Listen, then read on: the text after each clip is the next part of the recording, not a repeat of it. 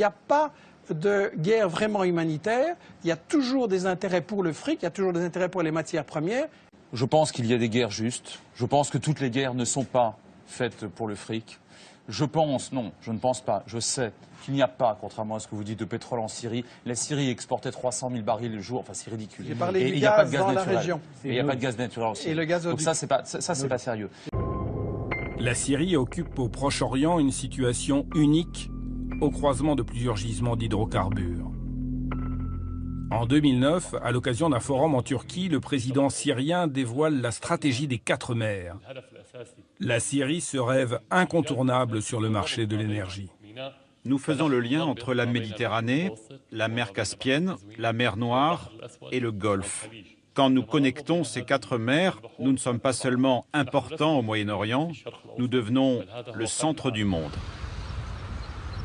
La stratégie syrienne est de devenir un centre de transit pour le gaz et le pétrole de toute la région.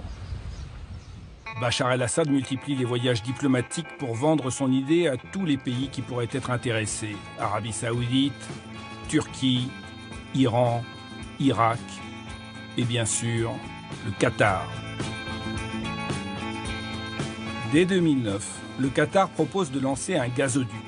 Partant de son immense champ gazier de North Dome, il traverserait l'Arabie Saoudite, la Jordanie et la Syrie pour aller en Turquie alimenter le marché européen. Mais à la même période, un autre projet de gazoduc est envisagé avec l'Iran. L'Islamic Gas Pipeline partirait d'Iran pour traverser l'Irak et accéder à la mer en Syrie. À la clé, l'exportation de gaz vers l'Europe à partir du littoral syrien. En juillet 2011, Damas choisit ce projet et signe avec Téhéran. Un choix qui change la donne régionale. L'Islamic Gas Pipeline va permettre d'exporter le gaz iranien sans avoir à passer par la Turquie. Aux grandes dames des autorités turques. En faisant des pipelines qui allaient passer par la Syrie sans passer par la Turquie, il est évident que ça pénalisait la Turquie. Ça change complètement les règles du jeu, ne serait-ce qu'au niveau économique. Quand vous avez par exemple un pipe qui passe chez vous, vous touchez de l'argent. Donc ça rapporte de l'argent. À 49 $. Si la Turquie s'estime logiquement lésée, selon Alain Juillet, d'autres pays voient carrément rouge.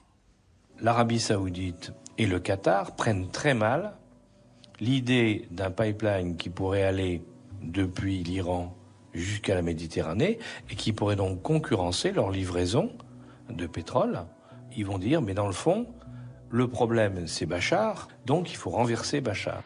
Je pense, non, je ne pense pas, je sais qu'il n'y a pas, contrairement à ce que vous dites, de pétrole en Syrie. La Syrie exportait 300 000 barils le jour, enfin c'est ridicule. J'ai parlé et du il n'y a pas de gaz gaz dans la naturel. région. Et il n'y a pas de gaz naturel en Syrie. Et le gaz... Un contrat gazier est signé en 2013 entre la Syrie et la Russie. Une compagnie pétrolière russe décroche le droit d'explorer les fonds marins au large du port syrien de Latakié. Car la Méditerranée orientale cache dans ses profondeurs d'immenses réserves de gaz naturel, au large de la Grèce, de Chypre, d'Israël, de l'Égypte, du Liban. La Syrie ne serait pas en reste. Il y a des potentialités, on ne sait pas où, mais sur les 3500 milliards de mètres cubes que renfermerait cette Méditerranée orientale, il est tout à fait possible qu'il y ait des enjeux ou des gisements conséquents au large de la Syrie.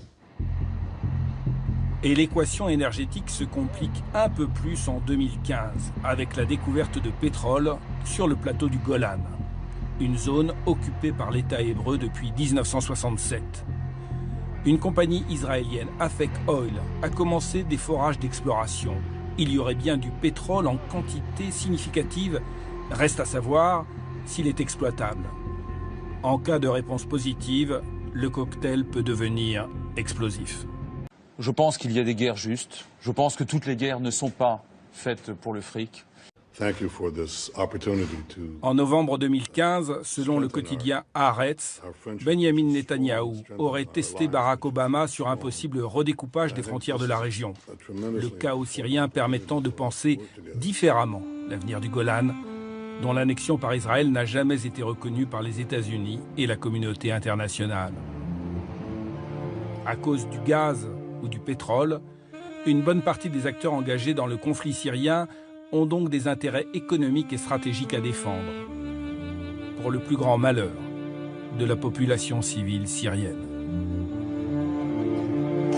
Je pense qu'il y a des guerres justes. Je pense que toutes les guerres ne sont pas faites pour le fric.